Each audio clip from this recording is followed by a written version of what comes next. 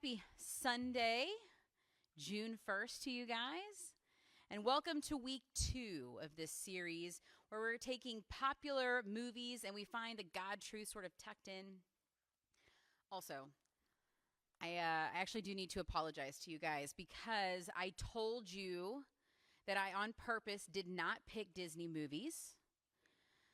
Claire informed me, though, after last week's message that Disney does own all of the movies that we're doing, and so I apologize. We are doing all Disney movies, but they're not all animated Disney movies, so I hope that helps. Anyway, this Disney movie I am actually pretty excited about. I think the hidden truth in this movie is so fantastic, and I really hope that I'm able to fully explain it to you guys. It's one of those, I understand it in my head, and I'm really just hoping that it makes it out of my mouth in a coherent manner. At any rate, the movie is Avengers Endgame. I am a giant nerd. I just want you guys all to know. Did I pick this one in part because I was planning on rewatching it? Not at liberty to say. Also, this movie is a little bit newer than the one we did last week, which was The Lion King. This movie came out in 2019, so fair warning, I will spoil this movie for you. I am sorry. But also, seriously, why haven't you watched it yet? It is a great movie. Anyway, let me give you some super duper Cliff Notes version of this movie in case you are not familiar. Basically, there was a crazy purple alien named Thanos. He thought, there's too many people in this universe, and so he came up with this elaborate plan to put on this ridiculous gold gauntlet and fill said gauntlet with these really gaudy things called infinity stones. And each of the infinity stones had this crazy, insane power. Well, once he collected all the stones, he's able to snap his finger and get rid of half the universe. I did say he was crazy. Well, obviously, the Avengers did not care for that, so they tried to stop him. And there's one scene which one of the Avengers, Doctor Strange, and yes, that is his actual government name, and also, yes, that is also his superhero name. Anyway, he's able to look at all of the different possible outcomes of the fight to determine how many of those outcomes would result in a victory for the Avengers. He could only find one. One way out of the 14,605 scenarios that he went through in his mind, there was just one way. Everything had to line up in this one order for the Avengers to win. He tells Tony Stark, aka Iron Man, aka the best Avenger, and I will not be taking any comments on this at this time. Thank you. Anyway, there's lots of battles. There's lots of back and forth, yada, yada. They get to the final scene. And Iron Man actually has the gauntlet in his possession. He looks over at Doctor Strange, and Doctor Strange just raises one finger to Tony, signaling that this is, in fact, the winning scenario. But Tony understands now why Doctor Strange couldn't tell him that this was the winning one, because this winning scenario involves him wearing the gauntlet and sacrificing himself to use it. Well, he does. They win. The universe is restored. He does, unfortunately, die. And I know what you're thinking. How in the heck can we find God's truth hidden in this story? Well, I'm so glad you asked. Turn to Genesis. Genesis 3, verses 14 through 15 says, "So the Lord said to the serpent, 'Because you have done this, you are cursed more than any livestock and more than any wild animal. You will move on your belly and eat dust all the days of your life. I'll put hostility between you and the woman, and between your offspring and her offspring. He will strike your head, and you will strike his heel.'" Now, this verse is called the proto-evangelium, or the first gospel. And I do want to break this down just a little bit for you. First, the serpent is Satan. And when God says that he will put enmity between you and the woman, The woman here symbolizes humanity. So we see this spark or the beginning of the conflict between good and evil. Now, that next part, between your offspring and her offspring, now the King James actually uses the word seed here.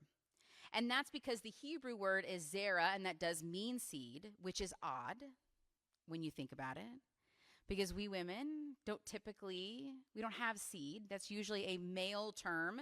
And so this is the first hint of the virgin birth. He shall bruise your head.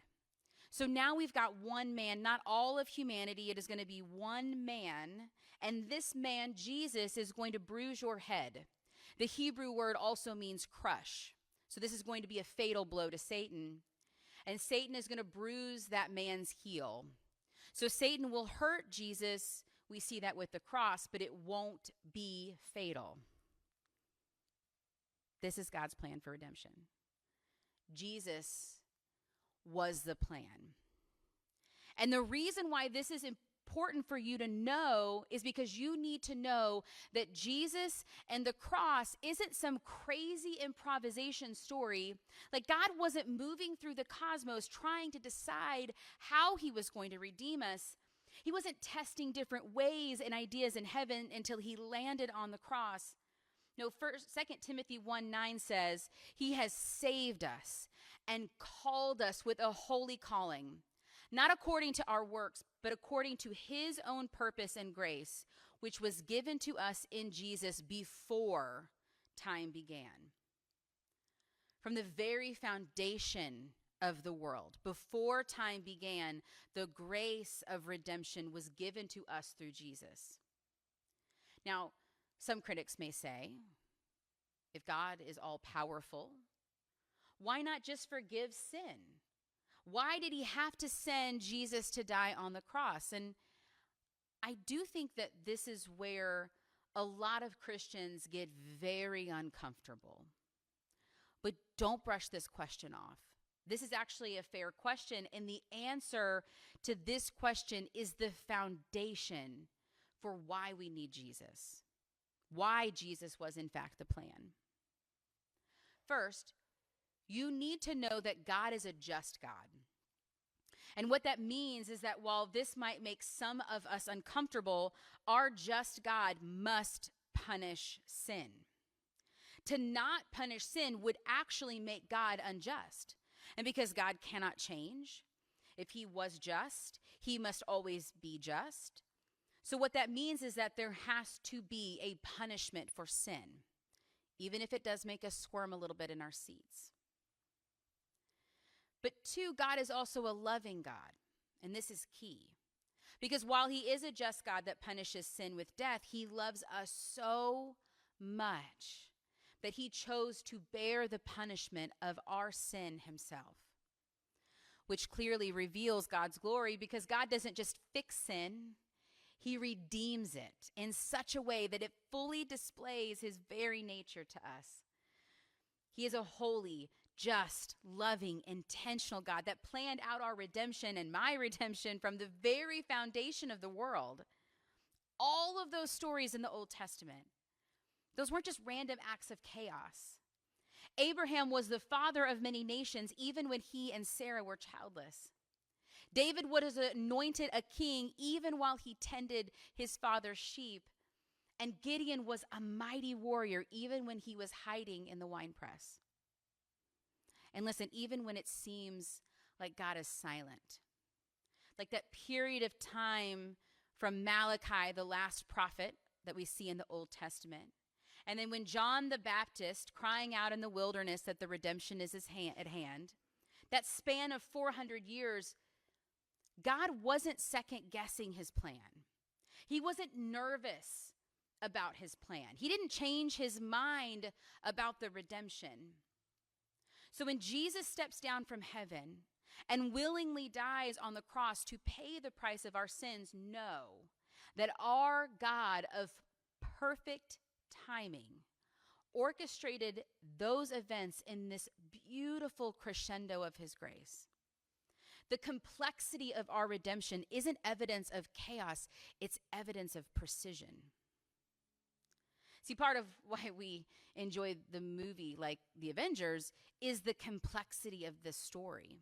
All these different storylines coming together and merging in this one moment. And the same is true for God's plan. From Eden to Egypt, Exodus to exile, from the manger to the cross, it is all one beautiful thread. God's plan to redeem us. The fall wasn't a surprise, it was the stage for grace. And you all need to know this for two reasons. Reasons number one, if you do not fully see the plan, you will miss the glory. And we start taking grace for granted. So to fully appreciate the cost of the cross, you need to fully understand why we needed it and that God had arranged it all along. And the joy that we have as Christians, once we fully understand that cost, hopefully it does two things for us. One, hopefully we have a deeper and richer appreciation of what God did for us and just how much he really does love us. But two, and this is the one that fires me up, is that I hope that it excites us to get out there and start telling people just how amazing and awesome our God is. Just like we tell everyone we know, when we watch an interesting movie or when we read a good book, we as Christians have the most fascinating and thrilling story of all time. And understanding the complexity and the beauty of it, hopefully, will get us excited about sharing that story, the story of our Savior, with everyone we know. So if you remember nothing else from this first point, remember that before the serpent ever struck, God had already written the ending. Your redemption wasn't improvised. It was orchestrated. Every detail was a part of the plan, even when it felt like chaos. Which leads me to my second thing I want you to take away from this message. God always has a plan, and his plans are always good. And maybe it doesn't feel like that right now with where you're at. Maybe your life feels less like a plan and more like a scribbled mess in the margins. I get it. And it reminds me of the story of Joseph. Now, when we first meet him in Genesis, he's sort of giving this Captain America vibe, right? He's the favorite. He can do no wrong. And his brothers were jealous of him. So jealous, in fact, that they devised a plan to kill him. Fortunately, one of the brothers talked them off of the murder ledge and suggested that they just sell him into slavery. Talk about a plot twist. Joseph went from being the beloved son of Jacob to being a slave sold into a strange land. This did not look like a plan. It certainly wasn't Joseph's plan. I think we can all agree. And yet Joseph kept trusting God. And because Joseph was faithful in his work, Potiphar, the master that he had, began to trust him. And he began to become important in the household that he was working in. So while things weren't resolved, he was now slightly in a better place than when he first arrived in Egypt. Then along comes another plot twist. Potiphar's wife throws herself at Joseph. And when Joseph rejects her, she claims that he tried to harm her, and now Joseph is in prison. This looks bleak. He's arguably in a much worse position than when he started out in Egypt. And yet we never see him wavering in his trust of God. And when the two men get thrown into prison with him and he gets the chance to interpret their dreams, he tells the one who was released, "Hey, remember me to the Pharaoh." I bet he was feeling a little bit hopeful in this moment. Like, well, maybe this is my way out. Maybe if I could interpret the dreams for the king, maybe I can get out of prison. But he continued in prison for 2 more years. And maybe this is where you're at right now. Life has felt like it's gotten off track.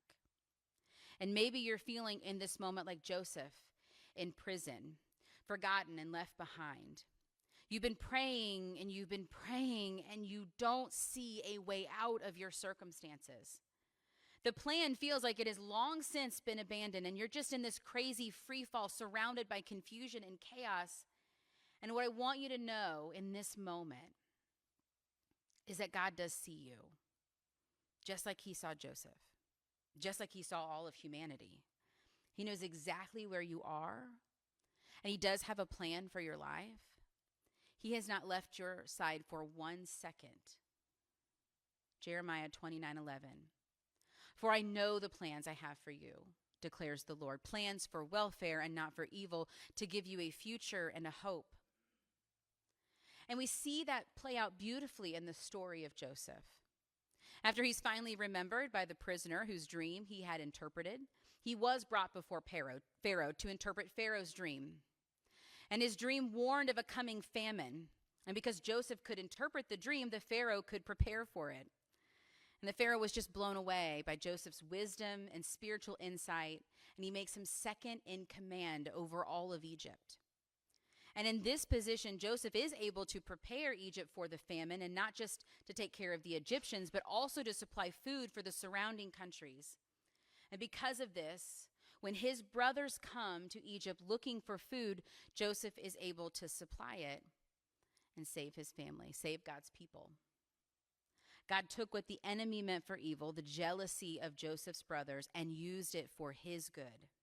Here's what Joseph, in fact, said to his brothers in Genesis 50:20. He said, "You planned evil against me.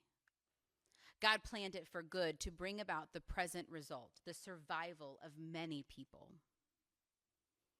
God had a plan for our redemption. He had a plan for Joseph. And listen, I don't know where you are right now, but let me assure you, he has a plan for you too, even if it looks scary and overwhelming. He's right there with you. And he will take what the enemy meant for evil, and his word promises that he will use it for his good. But I do want to end with this, because this is an important distinction in God's plan. They aren't ours. When we hear things like God has a plan for our lives, I think we assume sometimes that that means that his plans are going to match our plans. And this expectation has caused so many sweet Christians to just fall away. This expectation is one that we really need to address here. And this is why I used Joseph for the example. Because while, yes, it appears that Joseph has his happy ending, he's second in command in Egypt. He saves his family. He sees his brother and his father again. And listen, these are some wonderful things. But you need to know that that wasn't Joseph's plan. See, Joseph never got to experience the promise of the promised land. That was his plan. And even though Joseph was faithful, even though he never walked away from God, he died in Egypt, not in the land that God had promised him. Joseph died believing in a future that he wouldn't be able to see. He worked for a tomorrow he would never enjoy. And he made his people promise to carry his bones out of Egypt, because even though he didn't see the covenant with his own eyes, he believed that God would fulfill his promise to his people. Now, what that means for you and me is that even though God has a plan, it's God's plan. It's not ours. We have to ask ourselves, do we trust God enough to trust his plan? And trust it not because it looks like it's heading our way, but because God is worthy of our trust. That's why I started with the plan of redemption. Understanding the complexity and the precision of God's plan to redeem us, seeing all the ways in the Old Testament that so beautifully foreshadow our Savior, it should fill us with confidence in God's plan for our lives, even when they don't work out the way we want them to. And so today I'm asking you to trust him, not because the path is easy, not because the ending is clear, but because the God who wrote the story of redemption from Genesis to Jesus is the same God who is writing your story now. He hasn't lost the thread. He hasn't taken his hands off the wheel. And even when the plan doesn't look like it's working, he is still working the plan. That's why we started today with that plan of redemption, because when you see how intricate, how intentional, how impossibly precise God's plan was to save us, it gives you confidence that he hasn't forgotten you either. So we are going to come to the table of communion. And we're going to remember not just that God had a plan, but that he finished it. At the cross, Jesus didn't say, I forgive you. He said, it's finished. The bruised heel crushed the serpent's head. The only way that worked.